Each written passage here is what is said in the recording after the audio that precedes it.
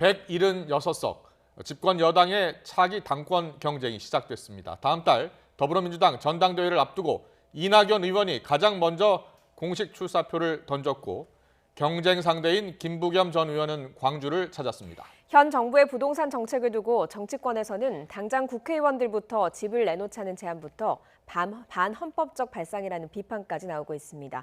국회로 가보겠습니다. 나연수 기자. 네, 국회입니다. 네, 여당의 가장 대표적인 차기 대권 주자가 가장 먼저 당권 도전을 선언했죠?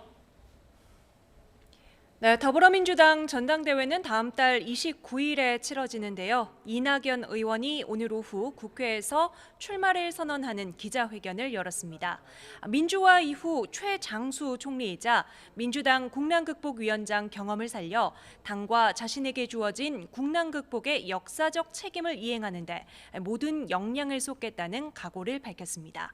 중첩한 국가적 위기 앞에 여야가 힘을 모아야 한다며 초당적 회의기구를 제안하기도 했는데요. 이 의원의 목소리로 직접 들어보시죠.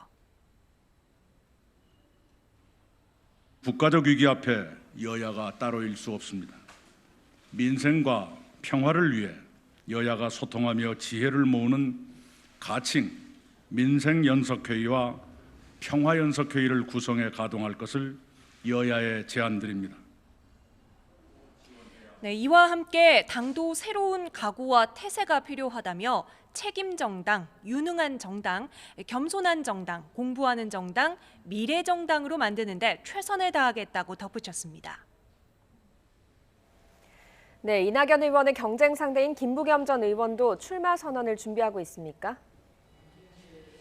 네, 이 의원과 당권 경쟁을 펼칠 김부겸 전 의원은 오늘 광주에서 지역 언론과 만났습니다. 학생운동 시절부터 80년 광주에 대한 부채의식을 품어왔고 정치권에서 5.18 특별법 제정에 힘썼다며 광주와의 인연을 강조했고요. 당 대표로 당선된다면 임기 중 그만두고 대권에 도전하지는 않겠다는 결심을 다시 한번 확인했습니다. 김 전 의원은 내일은 전북 전주에서 호남 당심을 다진 뒤 모레 여의도 당사에서 출마 기자회견을 할 예정입니다. 앞서 당권 도전 의사를 내비쳤던 우원식, 홍영표, 송영길 의원이 모두 불출마를 선언하면서 이번 전당대회는 이낙연 대 김부겸, 사실상의 대선 전초전 성격을 띠게 됐습니다. 이른바 대세론이 유효할 것이냐, 견제론이 힘을 모을 것이냐, 당내 장룡들과 주류인 친문 행보가 더 주목되는 시점입니다. 정치권은 다시 정부의 부동산 투기 규제 강화 정책을 두고서 달아오르고 있죠? 네, 그렇습니다. 더불어민주당 김태년 원내대표는 연이틀 강력한 부동산 대책을 언급하며 후속 입법 처리에 서두르겠다고 밝혔습니다. 지난해 정부가 고강도 정책을 발표했는데도 20대 국회가 종합부동산세 강화 등 후속 법안을 처리하지 않아 시장의 부작용이 나타나고 있다는 겁니다.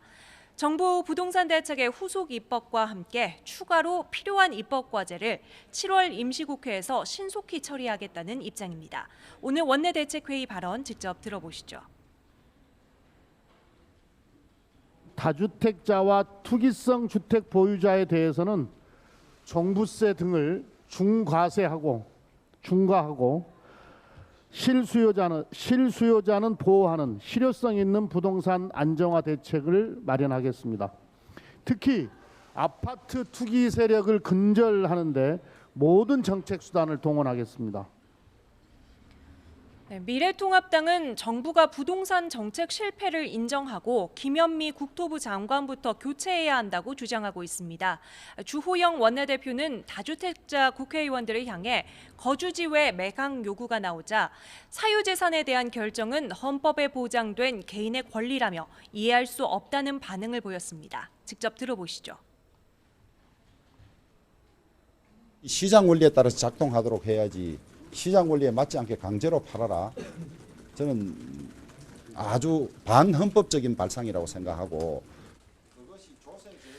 하지만 열린민주당과 정의당은 종부세 강화 등 투기 규제 대책을 환영하고 있습니다. 열린민주당 김진애 의원은 최근 10년 동안 종부세를 내는 사람은 늘어났지만 거친 액수는 절반가량 줄었다는 분석을 내놓으며 자산 부유층의 과세를 강화해야 한다고 주장했고요.